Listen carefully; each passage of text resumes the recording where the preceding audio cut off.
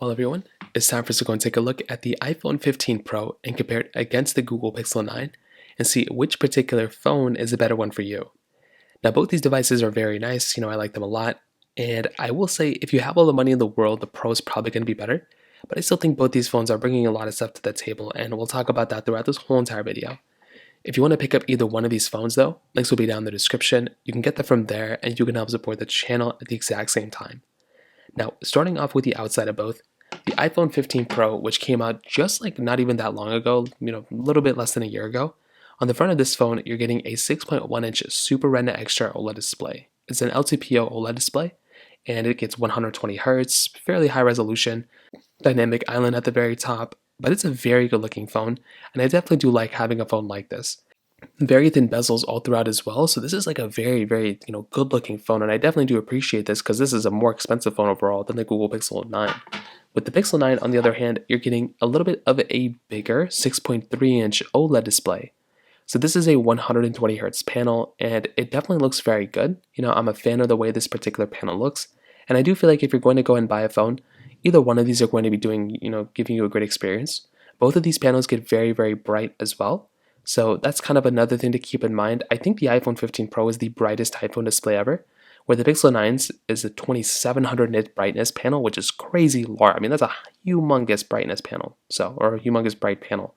Whole bunch display at the very top, a little bit of bezel all throughout, but nothing crazy. And overall, I definitely would tell you, I think the Pixel 9's display gets brighter, but I like the way the iPhone 15 Pro's panel is calibrated. It looks better in some ways too.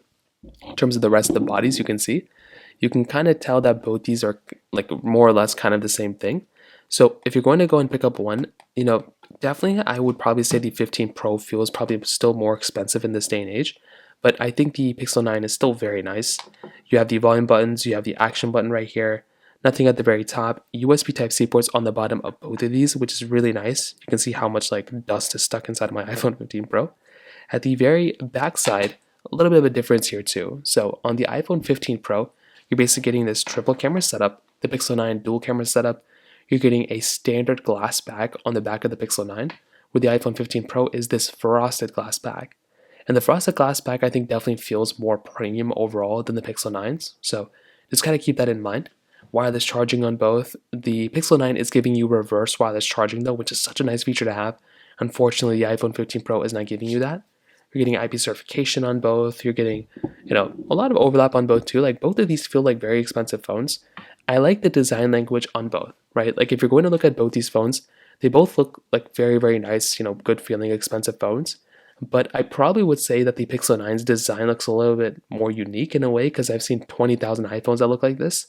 So I do like the design change on the Pixels.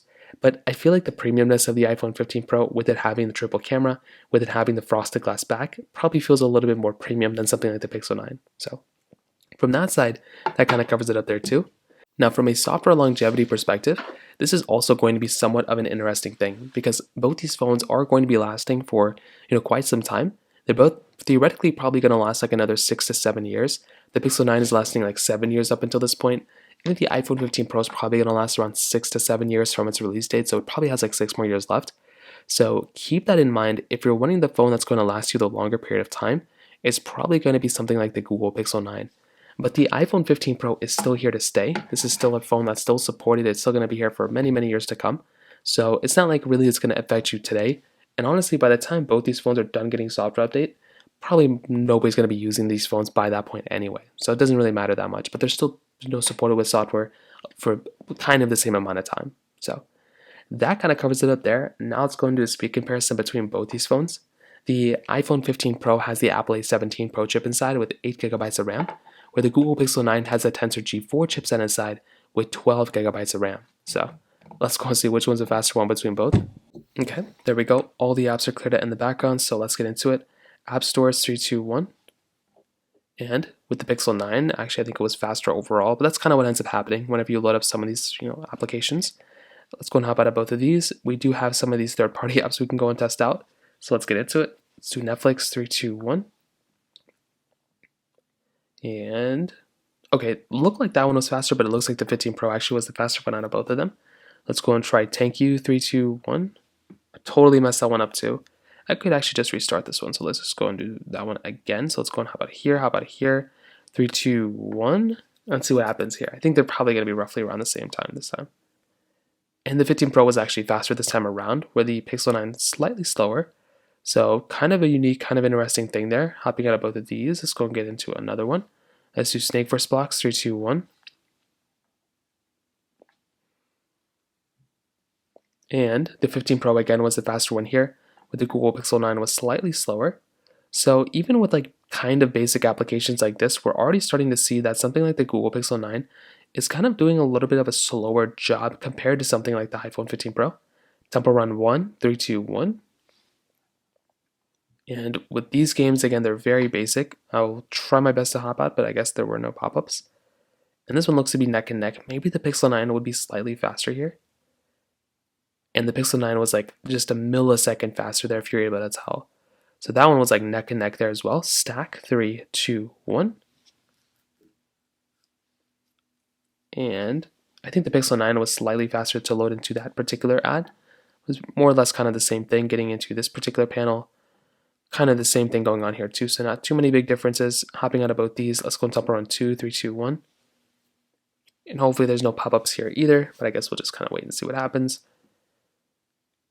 And you can see the Pixel 9 a little bit slower here than the iPhone 15 Pro. So overall, what I'll tell you from this side, I think both phones are great. They have a lot of capability, but if you are going to go ahead and buy a particular phone, you might be noticing that the performance, even in these basic apps, might actually end up giving you a faster experience overall in something like the iPhone 15 Pro than from something like the Pixel 9. So not the biggest deal in the world, but that is just kind of one thing to kind of keep in mind there as well. So from that side, that kind of covers it up there.